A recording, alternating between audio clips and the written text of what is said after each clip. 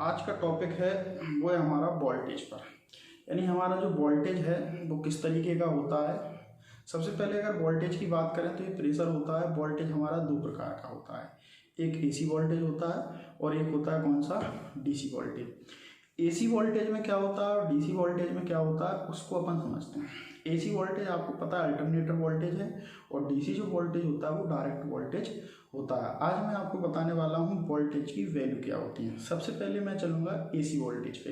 तो एसी जो वोल्टेज होता है वो स्टार्टिंग ज़्यादातर होता है अपना 230 वोल्ट से।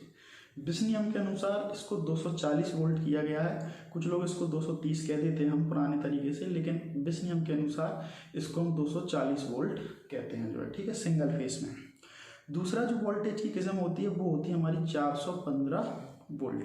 415 वोल्ट जो रहती है वो थ्री फेज के लिए यूजेज होती है। ये होगा दो तरीके के वोल्टेज जो है। इन वोल्टेजों को अपन डिस्ट्रीब्यूशन वोल्टेज कहते हैं, यानी यूजेज वोल्टेज कहते हैं। मतलब हम घरों में या उद्योगों में जो भी वोल्टेज उपयोग करते हैं वो या तो 240 होता है या 415 वोल्टेज रहता है जो है, ठीक है। लेकिन कनेक्शन हो सकता है 11 kV से भी हो सकता है, 33 kV का भी हो सकता है और 132 का भी होता है। लेकिन जो यूजेज वोल्टेज होते हैं, यूजेज से मतलब हम कोई उपकरण अगर चलाएंगे तो वो 230 या 415 से ही चलाते हैं, ठीक है। उसके बाद जो वोल्टेज की ग्रेड होती है वो 11 kV की ग्रेड होती है, ठीक है।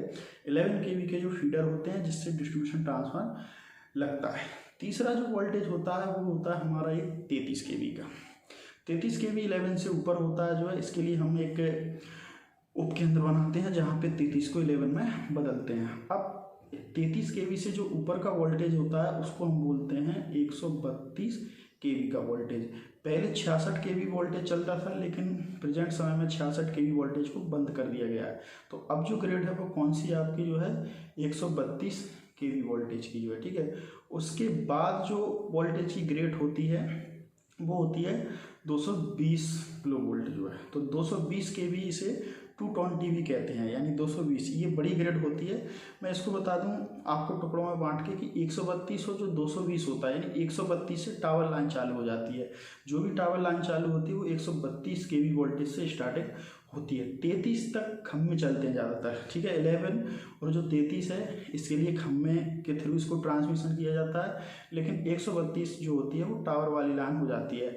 अगर इसको एक सिंपल तरीके से मैं बताऊं आपको तो ज़्यादातर तहसील लेवल पे जो आपका सब स्टेशन बना होता है टावर वाला वो 132 का होता है। कुछ जगह 220 का भी होता है और एक ज़िले में जो एक सब स्टेशन होता है वो 220 का जरूर होता है। ज़्यादातर जिलों में 220 का एक सब स्टेशन बनाया जाता है। ये इस तरीके का एक प्रावधान है जिससे अपन ट्रांसमिशन लाइनों को अच्छे से डिस्ट्रीब्यूट कर सकें जो है, ठीक है। तो अब आपको ये दो वोल्टेज समझ में आए होंगे, 132 और 220 जो है, ठीक है। ये तहसील या डिस्ट्रिक्ट लेवल पे इनके ज़्यादातर जो है उपकेंद्र होते हैं या सब स्टेशनों को बनाया जाता है। अब इससे जो हाई ग्रेड होती है वो होती है आपकी 400 kV।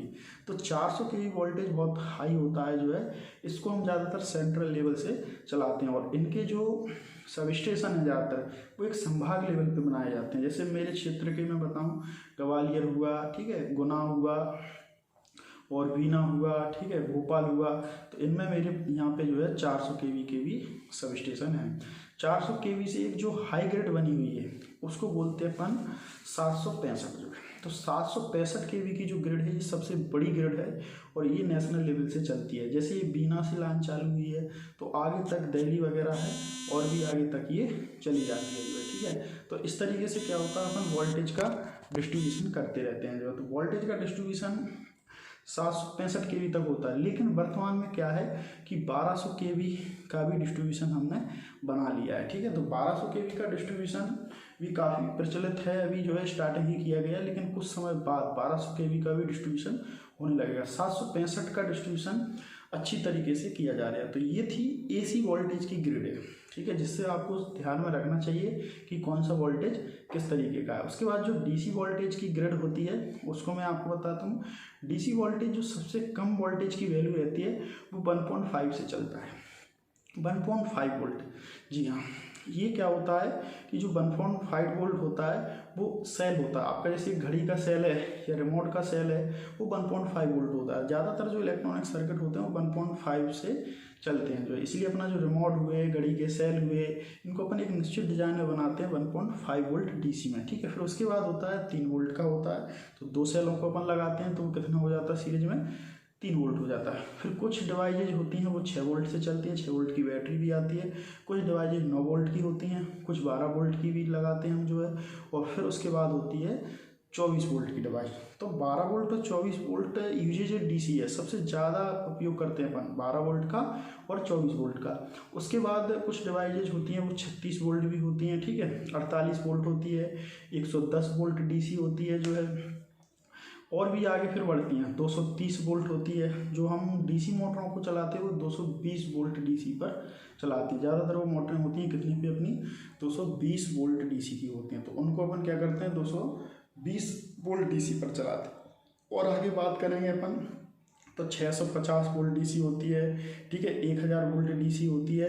सबसे ज़्यादा जो डीसी उपयोग होती है वो 220 तक होती है, ठीक है। अगर इलेक्ट्रॉनिक्स उपकरण है देखो तो 1.5 है, 3 है, 6 है, 12, 24 ज़्यादा से ज़्यादा।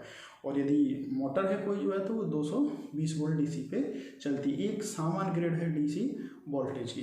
तो मुझे आशा है इस वीडियो से आपको पूरा वोल्टेज समझ में आएगा कि किस किस ग्रेड का वोल्टेज चलता है। ये जो मैंने वोल्टेज बताया है यही वोल्टेज सबसे ज़्यादा प्रचलित है इन्हीं मानों का।